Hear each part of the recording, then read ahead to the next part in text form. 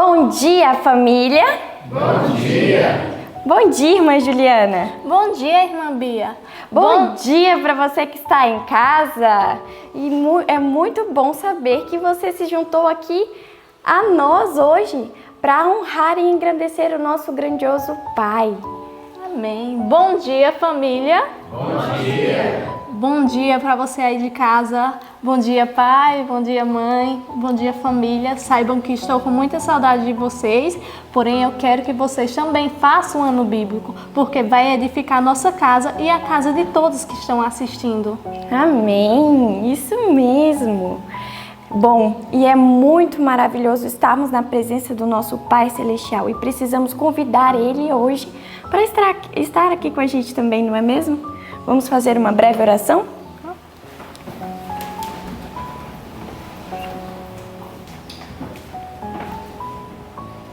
Querido Pai, muito obrigada, Senhor, por estar cuidando de nós mais esse dia. Obrigada, Senhor, porque a sua misericórdia se renovou essa manhã. E obrigada, Senhor, pelas bênçãos que o Senhor tem derramado e quer derramar em nossas vidas, Senhor. Que nós venhamos, ó Pai, compreender cada palavra que vai ser dita aqui hoje. Que o seu Santo Espírito habite em nosso coração, nos mudando e transformando a cada dia. Eu te peço, Senhor, poderosamente que fique com os meus irmãos que estão aí em casa, nos assistindo. Senhor Jesus, eu peço que os seus santos anjos estejam com eles, cobrindo e engrandecendo o ser deles, ó Pai, renovando, edificando o caráter deles em Ti, meu Senhor Jesus. Em nome de Jesus é que eu te peço e lhe agradeço. Amém. Que maravilha, não é? Perto estamos do lar. Mas para entrarmos no lar, a gente precisa fazer o quê, irmã Juliana? Precisamos gravar a palavra de Deus no nosso coração. Sim, precisamos. E o nosso versinho de hoje se encontra lá em Êxodo 25:8. Isso mesmo, no 3, iremos fazer junto o versinho. 1, 2, 3. Êxodo 25:8. E me farão um santuário, e habitarei no meio deles. Êxodo 25:8. Êxodo 25:8. E me farão um santuário, e habitarei no meio deles. Êxodo 25:8. Êxodo 25:8. E me farão um santuário, e habitarei no meio deles. Êxodo 25:8. Amém. Amém. Que nós possamos ficar com o estudo agora nesse momento e que você seja muito abençoado. Que dia maravilhoso o Senhor nos deu. Já estudamos a palavra dele e estamos aqui para recapitular. Eu sei que vocês aí em casa têm acompanhado, nós estamos felizes com os resultados em nossa vida, eu sei que também na sua vida. Nesse momento, eu e a Paula, nossa aluna Paula Tamires, que nome bonito, né? E ela é linda, né? Nós vamos fazer esse estudo com vocês e eu sei que todos aqui estão bem ansiosos para cooperar conosco, os de casa também. As perguntas que vocês quiserem fazer, nós temos essa semana aqui conosco o pastor Pablo. O pastor Pablo é professor e ele vai estar aqui para nos ajudar em muitas dúvidas que nós temos, né? Que o Senhor Deus deu a ele esse preparo para nos ajudar, nos auxiliar.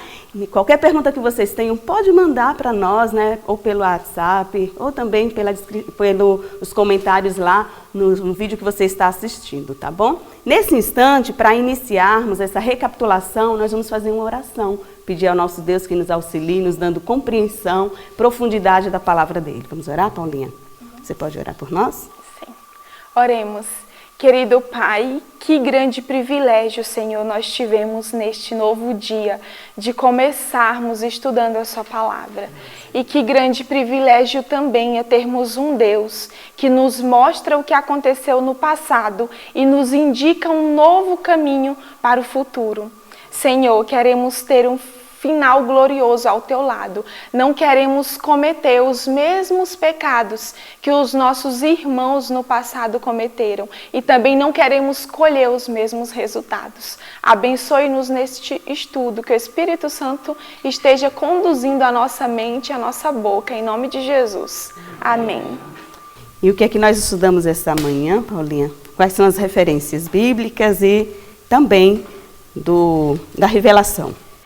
Então, está no livro de Êxodo, no capítulo 29, e nós estudamos até o 32. E aqui no livro Patriarcas e Profetas, já estamos no capítulo 28, que tem por título Idolatria no Sinai. Nossa, e esses capítulos iniciais, hoje nós estamos decorando já o texto de Êxodo 25:8, que diz o quê? E me farão um santuário e habitarei no meio dele. Quem é que está falando isso? É o próprio Deus dizendo, façam uma casa para mim, para eu habitar no meio de vocês, né? O povo teve medo. Lembram que o Senhor Deus se manifestou, ele desceu na montanha, ele quis falar com o seu povo, pediu que todo mundo fizesse, né? Se limpasse as suas roupas, higienizasse o local do acampamento, para que ele falasse com o seu povo. Acontece que o povo teve medo, não quis saber, imagine só, o povo teve medo mesmo, e Moisés subiu, Moisés foi lá para subir o monte.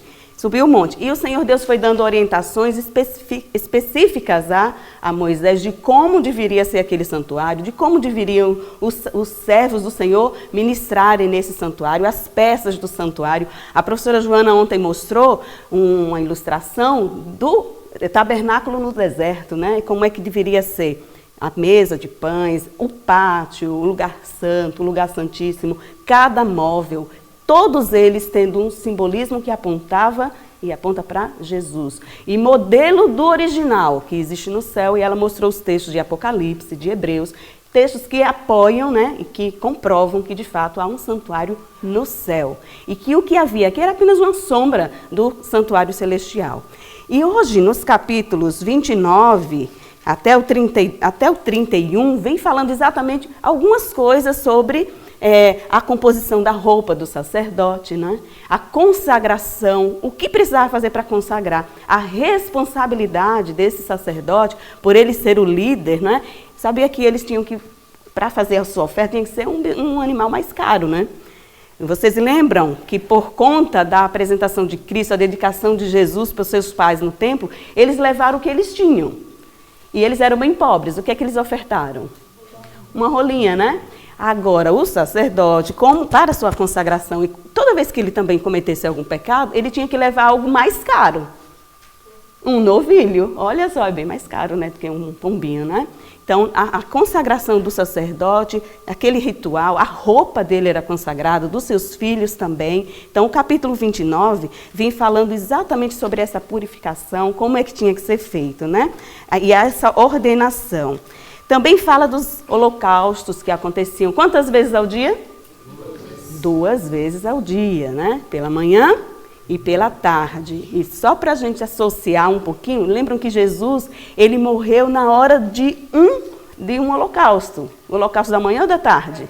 Da tarde. Então, tudo isso aí está associado ao serviço, ao trabalho no santuário. Lá no capítulo 30, nós vamos encontrar falando sobre o quê? Sim, e os perfumes que eram, né, os aromas que eram, os incensos que eram preparados exclusivamente para esse fim.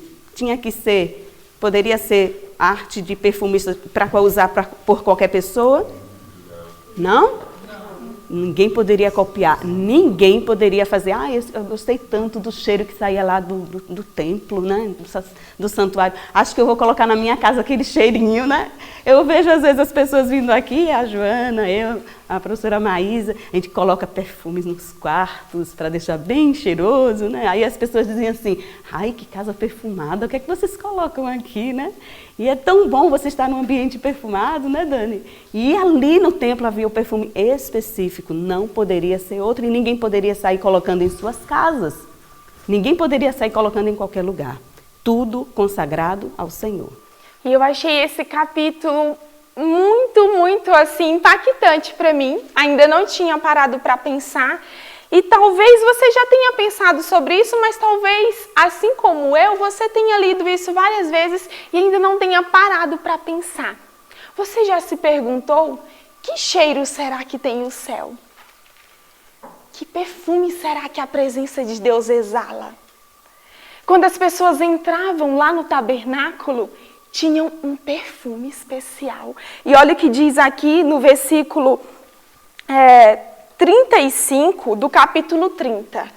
Versículo 35 diz assim: e disto farás incenso, um perfume segundo a arte do perfumista.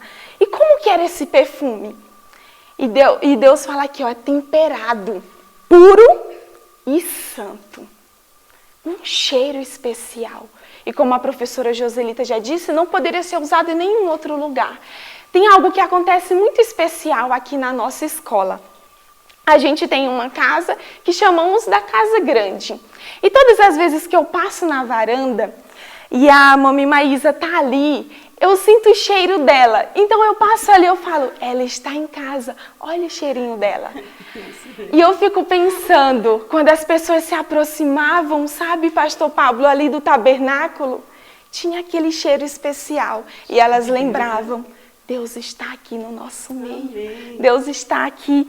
E isso é maravilhoso. E ao mesmo... O Pastor Pablo... Pode falar, pastor. E me chamou a atenção muito o texto aí no capítulo 29 de Éxodo, o versículo 19 e 20. Né? Éxodo 29, versículos 19 e 20. Diz: depois tomarás a outro carneiro e Arão e seus filhos porão as mãos sobre a cabeça dele. Imolarás o carneiro, tomarás o seu sangue e o porás sobre a ponta da orelha direita de Arão e sobre a ponta da orelha direita dos seus filhos, como também sobre o polegar da sua mão direita e sobre o polegar do seu pé direito. O restante do sangue jogarás sobre o altar ao redor. Aqui há três coisas importantes que os líderes tinham que ter, neste caso os sacerdotes. Eles tinham que ter o sangue sobre a orelha, ouvidos consagrados para ouvir a voz de Deus. Eles tinham que ter também sobre o polegar da mão, mãos consagradas para fazer coisas santas. E finalmente sobre o polegar do pé, pés consagrados para caminhar sempre em caminhos santos. Este cheiro era bom, mas mais bom era que eles queriam ser santos para o Senhor, santidade ao Senhor. Ao Senhor. Que coisa linda isso que acabamos de ouvir do pastor Pablo, né?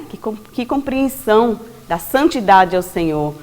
Na ponta da orelha, ouvidos consagrados a Deus, a mão consagrada a Deus, os pés consagrados a Deus, louvado seja o nome do Senhor. O Senhor, ele separava, sim, pessoas específicas para o serviço. Vocês lembram de Bezalel? Lembram dele? O que ele fez? O que aconteceu com esse rapaz? Ele foi consagrado ao Senhor, na arte de trabalhar com ouro. O Senhor Deus preparou uma pessoa específica para trabalhar com ouro, Paulinha. E não era só ele, diz que todos os outros também. Vamos ver isso no texto bíblico, está lá no capítulo 31, versículo 1. Diz assim: e disse o Senhor a Moisés: eis que chamei pelo nome a Bezalel, filho de Uri, filho de Ur, da tribo de Judá. Eu fiz que ficasse pleno do Espírito de Deus em sabedoria, entendimento e capacidade artística. Quem é que não quer isso? Eu sei que muitos de vocês ficam pensando assim, quem dera eu tivesse esse dom, né? Pois é, aí imagine só o esposo da Paulinha, ele veio aqui, o Cleiton. Ele disse assim, eu nunca toquei nada, mas ele fez aqui um negócio tão rapidinho na flauta, o professor também, né, Deus deu a Bezalel Joshua um talento especial, né, e ele treinou o Cleiton, e o Cleiton veio aqui e tocou a flautazinha dele, né, outro dia a Rebeca também veio aqui, e eu vejo o esforço da irmã Maria, né, da Neuzi, de todos vocês de treinarem. Vocês sabem que Deus pode, em um piscar de olhos, fazer com que vocês sejam Bezalel? Amém, né, Neuzi? Tem que aprender pelo esforço. Eu disse ontem ao Pedro, o que eu disse a você, Pedro? Quem não vence pelo talento, vence pelo esforço. Se esforça que o Senhor Deus põe a mão pelo seu esforço de fazer a vontade dele. Mas esse rapaz aqui, especificamente, ele e seus cooperadores, que o Senhor Deus mesmo instituiu, o Senhor Deus deu talento a ele. E deu o Espírito Santo dele para que ele pudesse executar obras em ouro. Que coisa magnífica, né? E logo depois, aqui no capítulo 32, é o centro do estudo que nós tivemos essa madrugada. Porque nós falamos, a Paulinha falou que o capítulo que nós estudamos aqui no Patriarcas e Profetas fala sobre a idolatria. Idolatria. Mas justamente no Sinai, onde a lei de Deus foi dada, que coisa incrível, Paula. Você pode comentar sobre isso? Sim. Por que o povo quis fazer um bezerro? Eles alegavam que eles queriam um líder, alguém que estivesse à frente deles, que fosse como o seu Deus. Só que antes disso, eles não estavam ausentes da presença de Deus. Deus ele tinha colocado o quê? Uma coluna de nuvem para trazer sombra ali, era símbolo da presença de Deus. Tinha a coluna de fogo, o Monte Sinai ele fumegava. E mesmo na ausência de Moisés, que durante vários dias Moisés esteve ausente, Deus ele elegeu Arão. Então o povo não estava só de nenhuma maneira. Tinha Arão, eles tinham a coluna de nuvem e sobre o Monte Sinai repousava uma densa coluna de nuvem. E eles já tinham escutado anteriormente a voz de Deus falando ali. Então eles começam a querer fazer, Deus, nós queremos alguém. E o livro diz que eles estavam decididos a voltar para o Egito ou a partir para Canaã. Mas o que eles não queriam mais era esperar. Que coisa... A musiquinha da Rebeca, né? Temos que aprender a esperar. O povo, Moisés se ausenta e eles entendem, esse líder aí sumiu, morreu, ninguém sabe de nada. Você mesma comentou que o texto traz, a Bíblia traz, dizendo Arão ficou como líder deles. E eles queriam alguma coisa visível. Aqui logo no primeiro parágrafo diz, a ausência de Moisés foi um tempo de quê? De espera e apreensão para Israel. Espera e apreensão. Você é paciente? Eu pergunto, olha, acho que o nosso problema maior é esse. Nós não temos paciência. Aliás, a gente até diz a Deus, Senhor, faz isso por mim. Espera um pouquinho, mas daqui a pouco desiste da espera. E já toma as rédeas e faz do seu jeito. Nosso problema sempre é esse. É nos adiantarmos a querer resolver as questões conforme a nossa própria vontade. Já no segundo parágrafo, diz que essa espera era importante. Para que o Senhor Deus fez Moisés demorar tanto ali naquele monte? Olha, voltando aqui um pouquinho lá no Éden, a lei já existia. Ela só não tinha sido escrita. Eles já sabiam da lei. Alguém, por acaso, tem dúvida que matar é pecado? Caim matou Abel e ele se sentiu, confortado. Que negócio, não sabia que isso aqui era errado. Ele se sentiu confortável com isso? Ele fugiu da presença de Deus, ele ficou irado, porque ele cometeu um crime, não é? Então matar já era errado desde o Éden. Transgredir qualquer parte da lei já era errado. Agora eles não tinham isso em escrito. E se vocês lembram dos capítulos anteriores aqui do Patriarcas e Profetas, os antediluvianos, eles tinham uma memória incrível. Eles passavam toda a história do povo, né, a trajetória do homem aqui na Terra, de modo intacto, diz aqui o texto. Eles falavam e os outros repetiam. A gente faz aquela brincadeira com as crianças do telefone sem fio. A gente fala aqui de dia, chega lá à noite no final, né? Porque nós mudamos, nós colocamos... eu coloquei com as minhas próprias palavras. É um perigo, não é? Pegarmos a palavra do Senhor e interpretarmos ao nosso bel prazer. Não é bem assim. Nós temos que ir em cima do texto. E é tão bom, falando mais uma vez sobre o pastor Pablo, quando ele vem aqui com os textos nos originais, né? Hebraicos e gregos, a gente sabe que é uma fonte segura, você sabe que o negócio não é assim, mais ou menos. Às vezes, uma versão bíblica, na linguagem mais moderna, traz apoio a ideias das pessoas, né, de que o texto não é bem assim. Temos que ter um cuidado, pesquisar em várias fontes, irmos direitinho, né, na Bíblia, nas versões, para termos uma compreensão maior. E aqui ainda diz assim, no segundo parágrafo, lá no meio do parágrafo, um pouquinho antes, diz... Não tinham tempo demasiado para este trabalho, se houvessem trabalho de desistir, na verdade, né? Eles queriam já preparar um Deus para eles. Vamos construir um Deus. A gente não tem uma imagem real de um Deus. Lá no Egito eles tinham boi, apis, né? Tinham isso, tinha rã, tinha tanta coisa. Então vamos fazer o seguinte, vamos construir alguma coisa para nós. O povo decidiu, mas aqui no texto diz que eles tinham que estar em meditação e humilhação de coração. Humilhar o coração. Pastor, o senhor quer falar algo? Pode falar. Sim. Éxodo 32, versículo 23. Lembrem que quando nós lemos o texto bíblico, cada palavra é importante. Así que coloquemos muita atenção a este versículo. Dice, pois, está falando Arão, pois me disseram, ou seja, o povo fala Arão, faze-nos deuses que vão adiante de nós, pois quanto a este Moisés, o homem que nos tirou da terra do Egito, não sabemos o que lhe terá acontecido. Acá hay um problema muito forte. A verdade é que Moisés não foi o homem que tirou ele, foi Deus. Mas eles estão dependendo de homens, de fatos. Eles não estão acreditando que eles vivem na presença de Deus. Moisés pode demorar anos, mas eles tinham que seguir esperando, porque eles não dependem de Moisés, eles dependem de o que Deus já fez por eles. Deus tirou do Egito. E agora eles têm que seguir confiando em que Deus está, ainda que estão esperando, Deus está ao controle. Eles, finalmente, são excusas que eles apresentam. Eles não acreditam que eles vivem na presença de Deus. E ainda mais, lembrem que em Sinaí, Deus se casou com eles. Em Sinaí é aliança, um casamento. E Deus disse, eu vou com vocês, eu vou abençoar. Eles dizem, amém, nós vamos. Mas agora eles, neste momento de espera, eles deixam de acreditar no Senhor. E isso é muito, muito grave. Quando nós vivemos pelas circunstâncias e não pelos princípios, temos esses mesmos problemas hoje também podemos ter. Eu achei muito interessante, pastor, que maravilha ser enfatizado isso, porque de fato eles não tinham a presença visível de Moisés, mas a nuvem que os tinha acompanhado em todo o tempo, que era o símbolo visível da presença de Deus, estava ali. Então eles tinham Deus presente ali por meio daquela nuvem, apesar de não ver Moisés.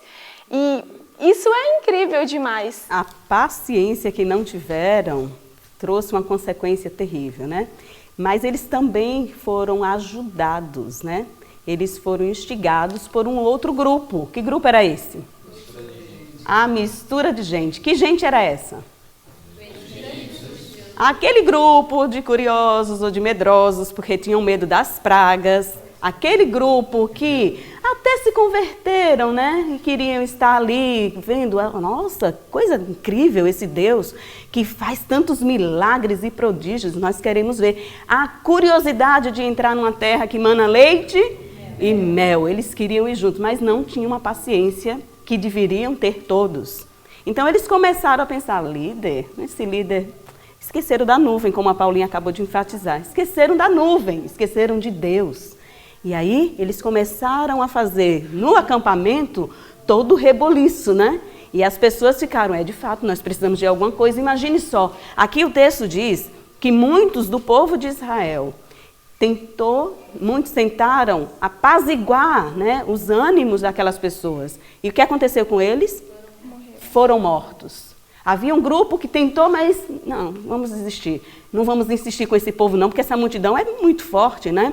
E o outro grupo que insistiu um pouco mais, esses perderam as suas vidas, tentando fazer o povo, né, dissuadir aquele povo a não avançarem na idolatria. Agora, o que me chama a atenção é Arão. O líder que Deus mesmo tinha instituído.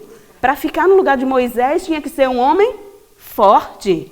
E o texto aqui traz o seguinte, que se Arão tivesse permanecido firme, mesmo com aquela turba indo, sem temer as consequências, olha, o texto é bem claro quando diz assim, se ele não temesse as consequências, a rebelião ou a idolatria não teria persistido. Que coisa terrível, né? E agora, Josué desce o monte com Moisés. E Josué é acostumado com guerra, né? Ele é acostumado com as batalhas e as lutas, ele pensa assim, eu acho que eu estou ouvindo barulho de guerra. Aí Moisés, já acostumado também, ouvir a voz de Deus e compreender aquele povo murmurava muito. Gente, a aglomeração, o pessoal sempre diz assim, gente não é gente, né? Porque aquela aglomeração de pessoas, Moisés já estava acostumado a ouvir reclamação, Moisés já estava acostumado a sentir as pressões do povo, e agora ele ouve não barulho de guerra. E ele diz a Josué o quê? Não é guerra, não. Isso daí é folgança, isso é dança, isso é canção. Isso daí tem alguma coisa a ver com idolatria. Ele já cheirava isso. Desceram os dois o monte correndo e partiram para ver o que estava acontecendo lá no acampamento. E o que foi que eles presenciaram? O texto aqui é duro, né? A Bíblia traz até um comentário, eu gostaria até de apontar aqui depois para vocês, enquanto a Paulinha faz o comentário dela, sobre o que de fato estava acontecendo, né? As pessoas estavam corrompidas, igualzinho ao que tinha acontecido no período do dilúvio. Diz que toda a carne tinha se corrompido. E como é que a gente lembra, o que a gente lembra daquele período? Que as pessoas tomavam as mulheres, né, um do outro, e casavam, se davam-se em casamento. Havia uma promiscuidade terrível. E aconteceu exatamente isso agora no meio do povo de Deus, Paulinha. E eu fico pensando, por que Deus não impediu? Se Deus ele é onipresente, onipotente, ele viu que o povo estava tramando no seu coração. Ele percebeu tudo aquilo que estava acontecendo, ainda quando Moisés nem imaginava que o povo estaria fazendo aquilo. O mesmo povo que já tinha firmado uma aliança com o seu Deus, que já tinham, assim como o comentário que nós tivemos anteriormente, tinham fixado aquela aliança de casamento. Então aquele mesmo povo já estava com o coração indo para um lado totalmente contrário. E Deus, ele viu aquilo. E por que Deus não impediu? Por que Deus não falou, Moisés, desce, desce, desce? Meu filho, desça, porque o povo está indo por um caminho totalmente errado. Deus, ele permitiu. Aqui na página 318 do livro Patriarcas, talvez você esteja acompanhando na versão em PDF, pode ser que mude um pouquinho, mas procure esse texto quando fala assim, eu lhes tinha ordenado, e depressa se tem desviado do caminho que eu lhes tinha ordenado, isso é Deus dizendo, e fizeram para si um bezerro de fundição, e perante ele se inclinaram. Deus poderia ter sustado aquele movimento ao início, mas ele permitiu que chegasse a este ponto, para que pudesse ensinar a todos uma lição em seu castigo, a traição e a apostasia. O nosso Deus, ele não suporta, ele não permite. Deus, ele não faz uma camaradagem com o pecado. Como é terrível quando a gente se achega, quando a gente se permite a viver a vida passada. O povo saiu do Egito, mas o Egito não tinha saído ainda da onde? Do coração do povo. Talvez você esteja na igreja, talvez você esteja nos assistindo aqui também. Não adianta a gente sair do mundo, a gente professar a fé em Deus. E mais sério ainda, professar a fé adventista e continuar querendo viver nessa amizade com o mundo.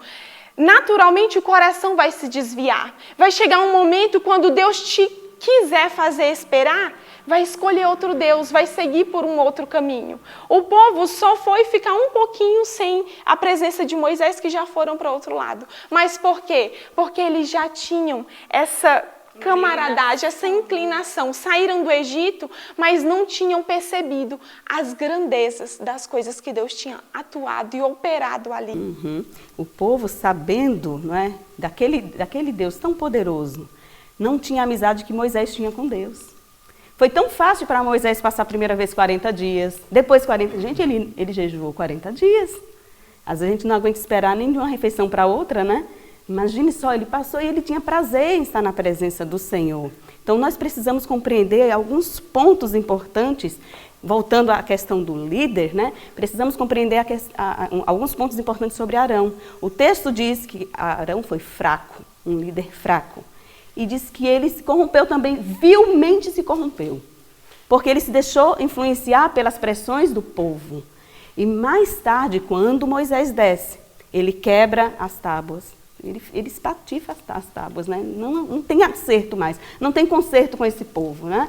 E mais, ele pega aquele bezerro que tinha sido fundido assim por um milagre, né? Arão disse, Peguei as argolas, pedi, e no texto diz assim, que ele fez com que as pessoas, será que eles, não, acho que eles não vão querer se livrar, né, dos seus pendentes de ouro. Vamos apelar para o egoísmo aí, né, para ver se eles desistem dessa ideia de querer fazer um Deus. Mas aí ele pediu as argolas, facilmente, tome aqui, saíram dando seus brincos de ouro, e ele disse, joguei no fogo e saiu aqui esse bezerro.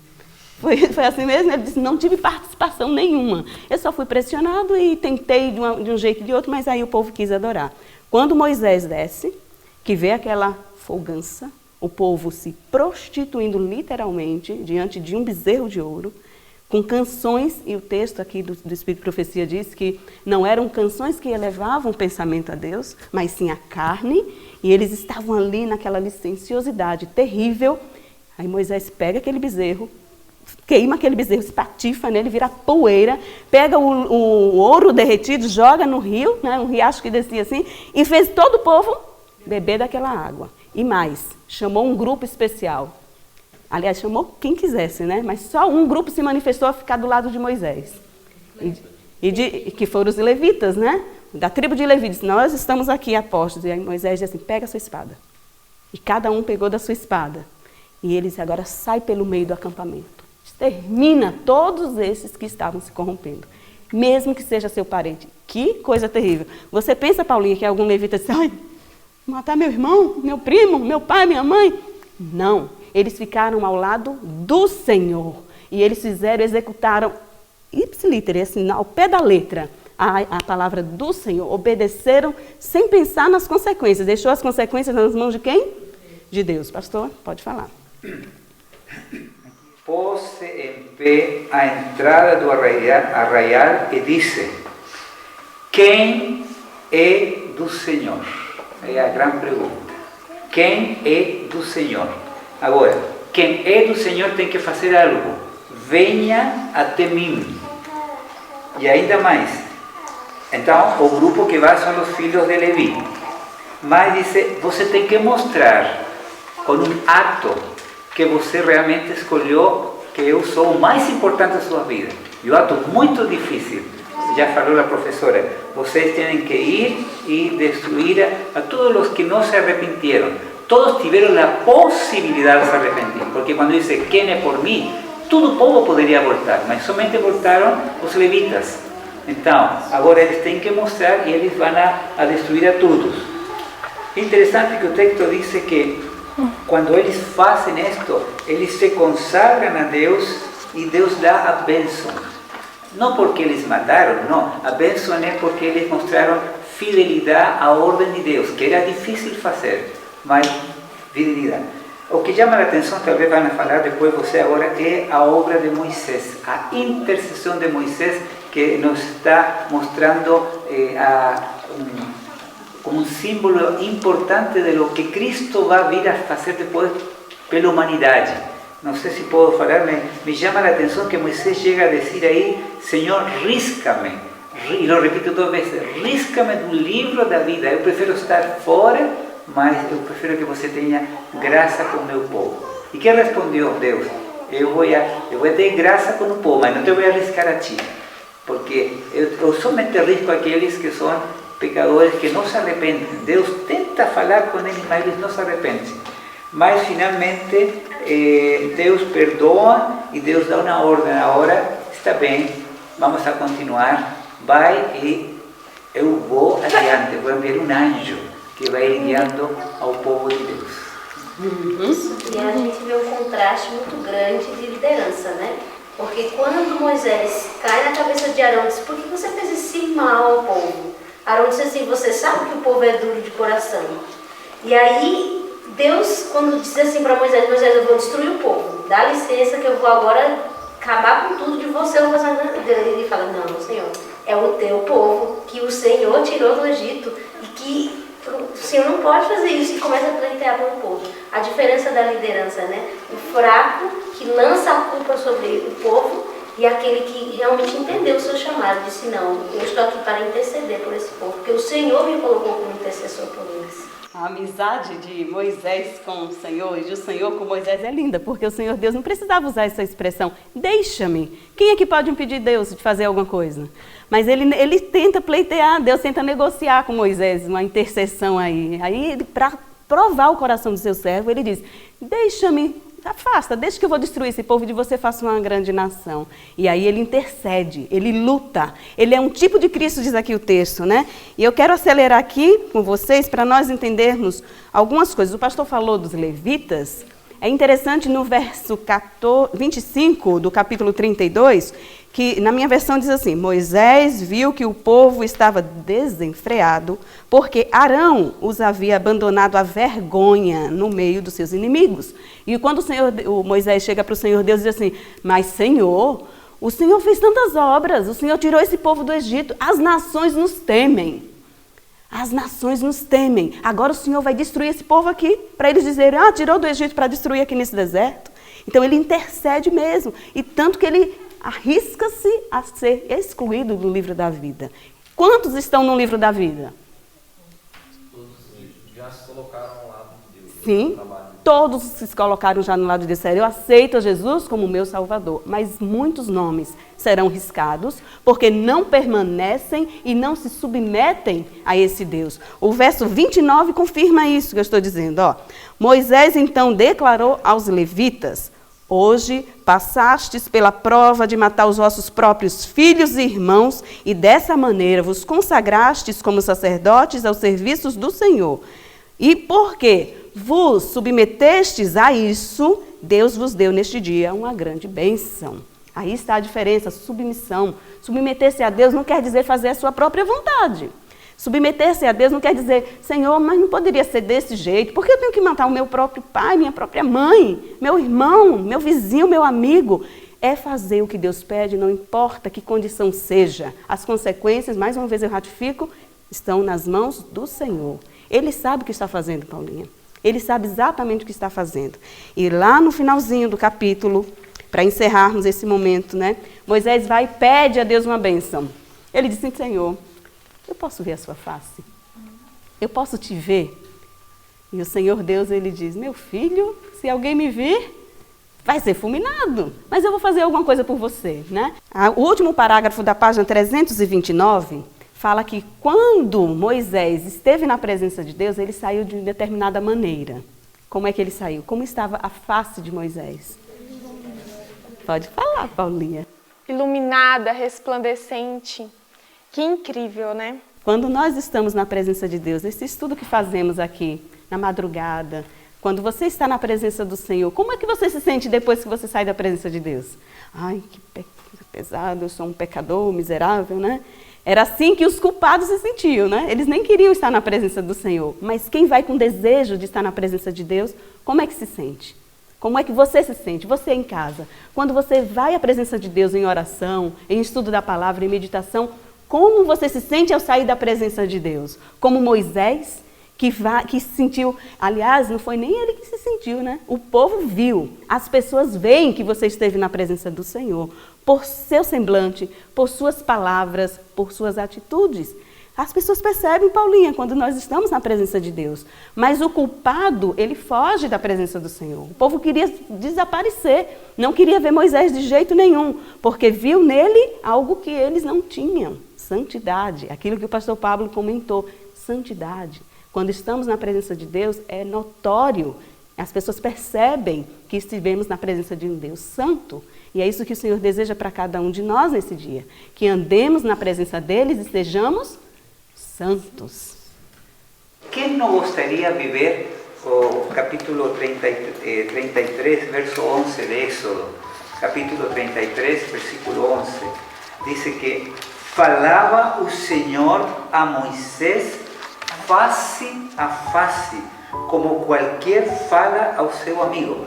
Quem não gostaria de ter essa experiência de falar? Mas quero dizer que essa experiência está à disposição de cada um de nós. Por quê? Porque depois, quando eles partem, Moisés disse, eu quero ir com vocês. Moisés disse ao Senhor, mira o que responde aí no versículo 14, capítulo 33 de Éxodo, versículo 14. Respondeu-lhe, a minha presença irá contigo e eu te darei descanso. O interessante é que no original, quando diz eu vou falar face a face contigo, é a mesma palavra que fala que a minha presença estará contigo. Ou seja, o grande especial que era ele é que Moisés estava numa presença de intimidade com o Senhor, como quando você fala com um amigo. E agora diz, eu estou disposto a ir com você, com o povo, na sua presença, na presença de Deus, diz, eu vou ir contigo, a minha presença irá contigo e te darei descanso. Em outras palavras, nesta etapa final de nosso caminho para a terra prometida, que Cristo está voltando muito em breve, nós podemos ter esta experiência. Se nós pedimos, Senhor, quero que você vá diante de mim, e ainda mais, lembra, eu farei um santuário para morar no meio deles.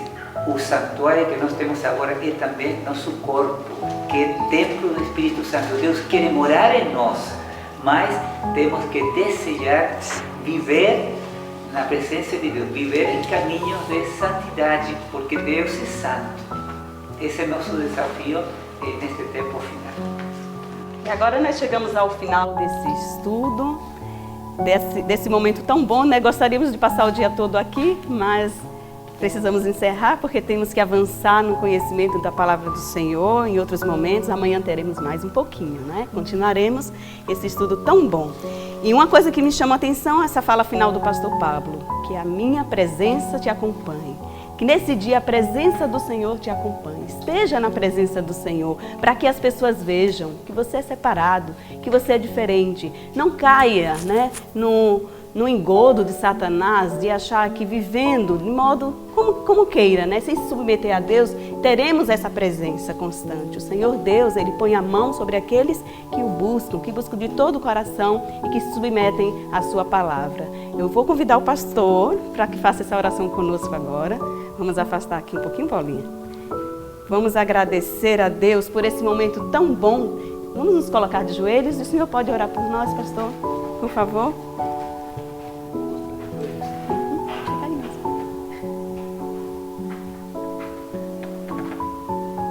Oremos. Nosso querido Pai, estamos muito agradecidos porque esta manhã nós estudamos a palavra de Deus. Obrigado, Senhor. Obrigado porque o Senhor nos mostrou que o grande desejo do Senhor é morar no meio do seu povo. E o grande desejo do Senhor é morar também em nós, como disse que nosso corpo é templo do Espírito Santo. Que neste dia, esta manhã, nós possamos caminhar na presença do Senhor. Nós possamos também nos arrepender, ter um verdadeiro arrependimento, porque talvez temos pecados que não estão agradando ao Senhor e nós queremos fazer o que agrada ao Senhor. Ajuda-nos, Senhor, a contar com Tua força, Tua presença, para poder vencer e desfrutar fazendo a vontade de Deus. Amém. Que a bênção de Deus esteja com cada um de nós e que neste sábado santo nós possamos desfrutar da presença de Jesus. Te agradecemos pela resposta em nome de Jesus. Amém. Amém. Aqui, Paulinha, vamos dar um tchauzinho pro pessoal de casa. Que Deus abençoe a você, Paulo. Obrigada. Amém. E a todos vocês, até amanhã. Até amanhã.